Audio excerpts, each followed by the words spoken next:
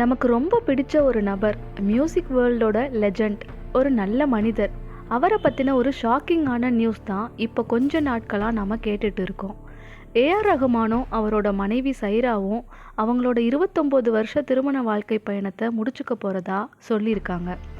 இவங்க மட்டும் இல்லை, இவங்கள மாதிரி இன்னும் நிறைய பேர், செலிப்ரிட்டியாக இருக்கட்டும், இல்லை நம்மளை சுற்றி இருக்க சாதாரண மனுஷங்களாக இருக்கட்டும், இந்த டிவோர்ஸுங்கிற, அதாவது திருமண வாழ்க்கையை முடிச்சுக்கலாங்கிற முடிவை சீக்கிரமாகவும் ரொம்ப ஈஸியாகவும் எடுக்கிறாங்க. இப்போல்லாம் இது மாதிரி நிறைய டிவோர்ஸ் கேஸ் சாதாரணமாக நடக்குது.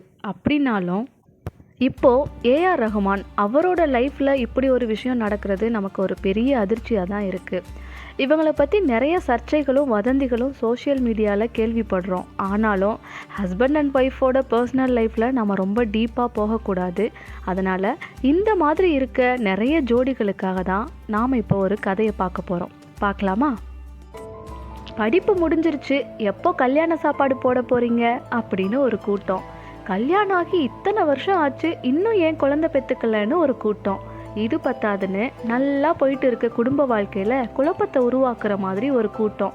இப்படி நம்மளை சுற்றி இருக்க கூட்டம் மாதிரியே தான் நம்ம கதையோட ஹீரோ முரளியை சுற்றியும் ஒரு கூட்டம். முரளி ஒரு சிவில் இன்ஜினியர். அவனோட காலேஜ் டேஸ்லேருந்தே கூட படித்த மாலாவும் முரளியும் லவ் பண்ணிட்டு வந்தாங்க.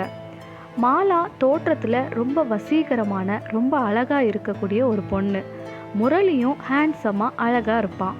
அதே சமயம் ரொம்ப அன்பான, அமைதியான பையனும் கூட. கல்யாண வயசு வந்ததும் முரளியோட அம்மா ஜெயா முரளிக்கு தன்னோட அண்ணன் மகள் கவிதாவை கல்யாணம் பண்ணிக்க சொல்லி முரளிக்கிட்ட சொன்னாங்க.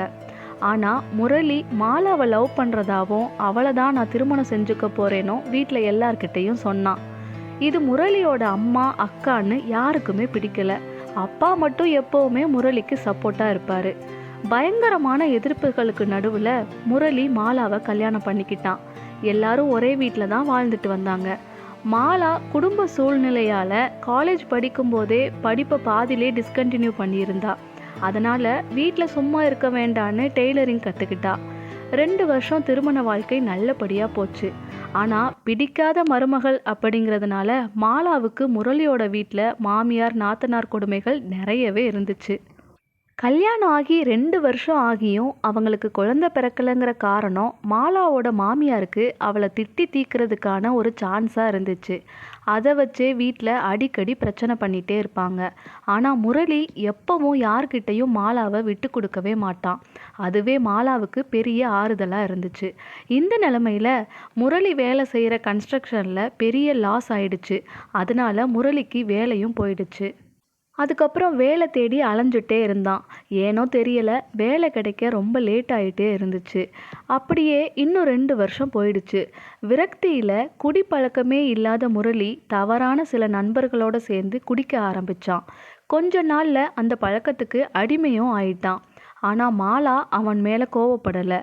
அவன் வேலை போனதுக்கு அப்புறம்தான் விரக்தியில் இந்த மாதிரி மாறிட்டான் அப்படிங்கிறத புரிஞ்சுக்கிட்டு அதிலிருந்து அவனை வெளியே கொண்டு வரணும்னு டெய்லி அவனுக்கு அட்வைஸ் பண்ணி ஆறுதலாகவும் பேசிக்கிட்டே இருப்பா. அதே சமயம் டெய்லரிங் கற்றுக்கிட்டதுனால அந்த தொழிலில் சம்பாதிச்சு அன்னன்னைக்கு குடும்ப செலவுகளை பார்த்துக்கிட்டு முரளிக்கு சப்போர்ட்டிவாக இருந்தா. அப்போ ஒரு நாள் முரளியோட அம்மா முரளிக்கிட்ட வந்து, இங்கே பாரு முரளி, இப்போவும் ஒன்றும் கெட்டு போகலை. உன் மாமா பொண்ணு கவிதாவை நீ கல்யாணம் பண்ணிக்கோ. உன் மாமா ஒரு பெரிய கன்ஸ்ட்ரக்ஷனோட ஓனர். கவிதாவை உனக்கு கல்யாணம் பண்ணி வைக்க இப்போவும் அவங்களுக்கு சம்மதம்தான். நீ அவளை கல்யாணம் பண்ணிக்கிட்டா கன்ஸ்ட்ரக்ஷனோட அடுத்த ஜிஎம் நீ தான். இதை மாமாவே என்கிட்ட சொன்னார். கல்யாணம் ஆகி 4-5 வருஷம் ஆகியும் உனக்கும் மாலாவுக்கும் குழந்தை பிறக்கிற மாதிரி தெரியலை. அவகிட்ட ஏதோ ஒரு குறை இருக்குது. அதனால அவளை டைவர்ஸ் பண்ணிவிட்டு உன் மாமா பொண்ணை நீ கல்யாணம் பண்ணிக்கோ. உன்னோட எதிர்காலம் நல்லா இருக்கும் அப்படின்னு சொன்னாங்க. இதை கேட்டதும் முரளிக்கு செம்ம கோபம் வந்துருச்சு. அம்மா, கொஞ்சம் வாயை மூடுங்க.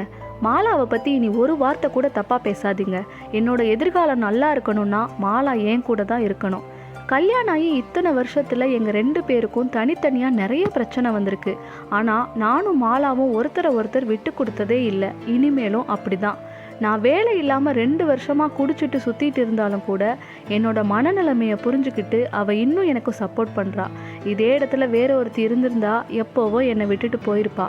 அது மட்டும் இல்லை, அவள் என்னை நம்பி எனக்காக வந்தவ. ஒரு நாளும் நான் அவளை விட மாட்டேன். எங்களுக்கு குழந்தையும் சீக்கிரமாக பிறக்கும் அப்படின்னு நம்புகிறேன். அப்படி பிறக்கலைனாலும் கூட நாங்கள் ஒரு குழந்தைய தத்தெடுத்து வளர்ப்போம். அதை ஒரு குறையாக நாங்கள் என்றைக்குமே நினச்சதில்ல. எங்களை பிரிக்கணும்னு இனிமேல் நீங்களும் நினைக்காதீங்க. அப்புறம் ஒரு முக்கியமான விஷயம், எனக்கு வேலை கிடச்சிருச்சு. அடுத்த வாரமே நான் ஜாயின் பண்ணிடுவேன். அதனால் இனிமேல் உங்களுக்கு என்னோடய எதிர்காலத்தை பற்றியும் எந்த கவலையும் வேண்டாம் அப்படின்னு சொல்லிட்டு இருந்தான். இதை எல்லாத்தையும் மறைஞ்சு நின்று கேட்டுட்டு இருந்த மாலாவோட கண்களில் ஆறு மாதிரி பெருக்கெடுத்தது ஆனந்த கண்ணீர். 1000 உறவு இருந்தாலும் கடைசி வரைக்கும் கணவனுக்கு மனைவி தான் துணை, மனைவிக்கு கணவன் தான் துணை. எவ்வளோ பிரச்சனை வந்தாலும் பிரிஞ்சு வாழணும்னு நினைக்காம புரிஞ்சு வாழணும்னு நினச்சா அவங்கள எந்த சக்தியாலையும் பிரிக்க முடியாது. கதை பிடிச்சிருந்தா லைக் பண்ணுங்கள், நம்ம சேனலுக்கு சப்ஸ்கிரைப் பண்ணுங்கள். அப்படியே கதையை பற்றின உங்களோட கருத்துக்களை கமெண்ட்டில் சொல்லுங்கள். தேங்க்யூ.